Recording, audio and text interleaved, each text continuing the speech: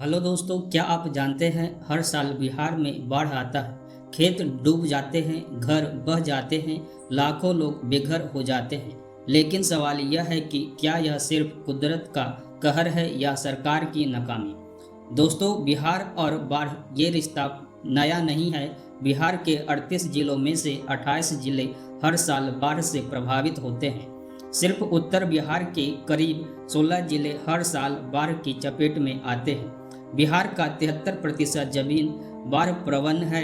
पूरे देश का 16.5% बाढ़ प्रवण इलाका बिहार में है और देश का कुल बाढ़ प्रभावित आबादी का 40% सिर्फ बिहार में रहता है। अब तक बिहार की 12 जिले बाढ़ की चपेट में आ चुके हैं।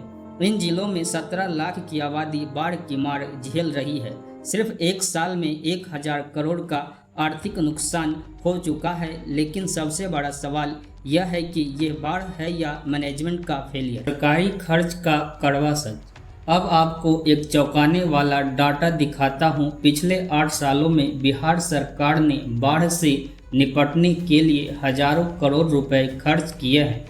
2017 में 1231 करोड़, 2018 में 1560 करोड़, 2019 में 976 करोड़, 2020 में 1061 करोड़, 2021 में 1121 करोड़, 2022 में 898 करोड़, 2023 में 748 करोड़, 2024 में 350 करोड़। कुल मिलाकर सिर्फ 8 साल में लगभग 8000 करोड़ रुपए खर्च हुए हैं। लेकिन नतीजा क्या? हर साल वही डूबी हुई गलियां, वही टूटा हुआ तटबंध और वही बाढ़ की तबाही। कुदरत बनाम इंसानी गलती। लोग कहते हैं कि ये तो प्राकृतिक आपदा है, लेकिन सच यह है कि आधी मुसीबत हमने खुद बनाई है। नेपाल से आने वाली नदियां कोसी, गंडक, बागमती मानसून में जब नेपाल में बारिश ज़्यादा होती है तो बारिश सीधे बिहार में तबाही मचाता है।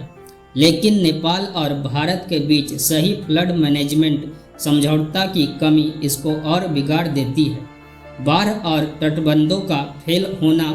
बिहार में करीब 3700 किलोमीटर लंबा तटबंध है, लेकिन हर साल इनमें कहीं न कहीं कटाव हो जाता है।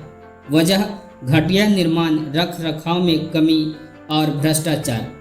ड्रेनेज सिस्टम की कमी। कई इलाकों में पानी निकलने का रास्ता ही नहीं है। नतीजा, पानी हफ्तों तक भरा रहता है, खेत सड़ जाते हैं, बीमारियां फैलती हैं। सरकार हर साल कहती है हम तैयार हैं, लेकिन तैयारियां कहाँ हैं? तटबंध टूटने के बाद ही मरम्मत होती है। बाढ़ नियंत्रण पर लाखों करोड़ खर्च दिखाया जाता है, लेकिन नतीजा शून्य ही है।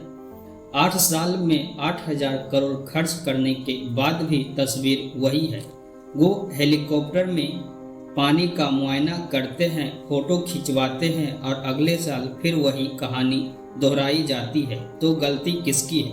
बारिश की, नेपाल की, या फिर हमारी सरकार और सिस्टम की, जो दशकों से सिर्फ आपदा राहत पर काम कर रही है, आपदा रोकथाम पर नहीं। आप ही बताइए, जब हर साल एक ही जगह बाढ़ आती है तो क्या यह प्राकृतिक आपदा है या फिर राजनीतिक लापरवाही? समाधान क्या है? नेपाल के साथ मजबूत जल प्रबंधन समझौता, पुराने तटबंधों की समय पर मरम्मत और मॉनिटरिंग, अस्थायी ड्रेनेज और वाटर स्टोरेज सिस्टम, बाढ़ पीड़ितों के लिए लंबे समय का पुनर्वास प्लान और सबसे जरूरी, जनता को पता होना चाहिए कि उनका पैसा कहां और कैसे खर्च हो रहा है।